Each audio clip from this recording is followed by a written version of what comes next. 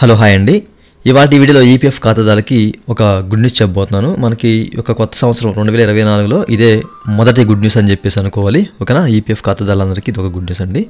అయితే వీడియోకి వెళ్ళే ముందు ఇలా విషయాలు మీరు మరింత కూడా కింద సబ్స్క్రైబ్ బటన్ ఉంది, అంటే యాప్ చేసి మన సబ్స్క్రైబ్ చేసి పక్కనే ఉన్న బెల్ బటన్ని యాక్టివేట్ చేయండి. అనేది ఏమన్నా లైక్ చేసి మన ఛానల్ని సపోర్ట్ చేయండి. ఇక టాపిక్ని స్టార్ట్ చేస్తే కనుక మీరు ఇక్కడ చూడొచ్చండి. మనకి ఏంటంటే ministry of labour and employment వాళ్ళు ఒక ప్రెస్ నోటీస్ అయితే రిలీజ్ చేశారనమాట. ఓకేనా? EPF extends 5 months time for employers to upload wage details ETC regarding pension on higher wage అని చెప్పేసి. ఓకే, అయితే చాలామంది ఈ యొక్క హైయర్ పెన్షన్ కోసం అని చెప్పేసి ఆన్లైన్లో త్రూ చేశారండి అప్లికేషన్స్. ఓకేనా? చాలామంది అయితే అప్లై చేశారు. సో అయితే ఇంతకుముందు మనకి ఇది ఎప్పుడు స్టార్ట్ అయింది? 26/2/2023. ఓకేనా? 26/2/2023లో మనకి ఈ యొక్క హైయర్ పెన్షన్ కోసం అప్లై చేసుకోవడానికి ఆన్లైన్ ద్వారా మనకి ఈపీఎఫ్ వారు ఒక ఆప్షన్ అయితే ప్రొవైడ్ చేశారన్నమాట. అది కూడా ఏంటంటే 3/5/2023 వరకు. ఓకేనా? అయితే మనకి ఇక్కడ తెలుగులో ఉంది, చదువుకుందాం చక్కగా. ఓకేనా? సో ఇక్కడ తెలుగు అని చెప్పేసి క్లిక్ చేస్తున్నానండి. సో మీరు ఇక్కడ చెక్ చేసుకోవచ్చు. అయితే ఈ కాల పరిమితి అనేది 26/6/2023 వరకు పొడిగించారు. అంటే పూర్తిగా ఒక 4 నెలల సమయాన్ని అయితే మనకి ఇచ్చారన్నమాట. ఓకేనా?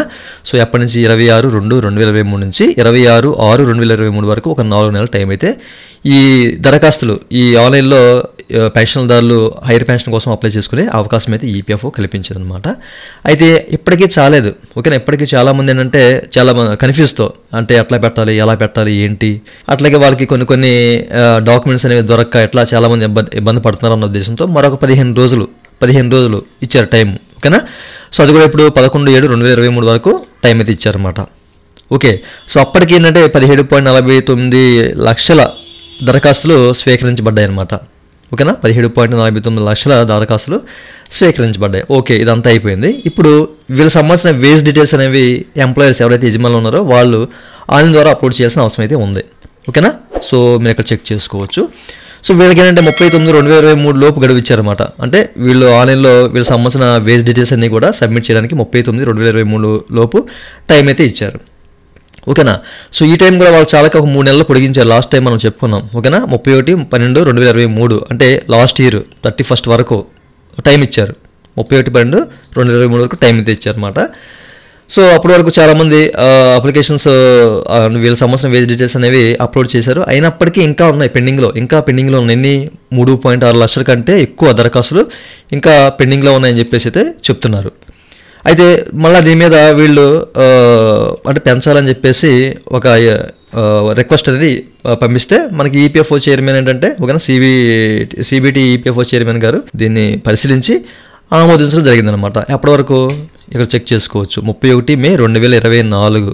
ఓకేనండి? 31 మే 2024 అంటే మరొక 5 నెలల సమయాన్ని అయితే పొడిగించారన్నమాట.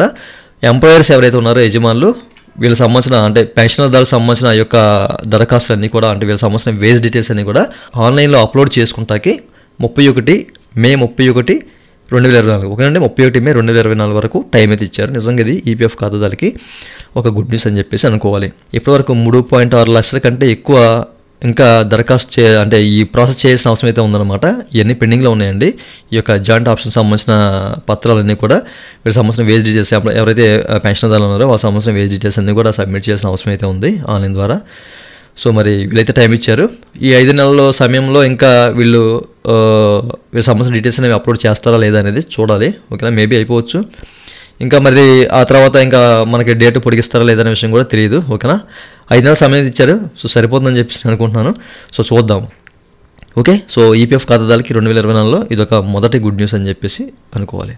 ఇంకా మీకు దీని మీద ఏదైనా డౌట్ ఉంటే వీడియో కామెంట్ చేయండి. ఇదండి వాళ్ళ వీడియో. ఈ వీడియో మీకు నచ్చినట్టు కింద లైక్ చేసి ఛానల్ సపోర్ట్ చేయండి. అలాగే 2 నిమిషాలు మీరు మళ్ళీ తీసుకుంటే కింద సబ్స్క్రైబ్ బటన్ అంటే యాప్ చేసి మనం సబ్స్క్రైబ్ చేసి పక్కన బట్టి thank you for watching and జై హింద్.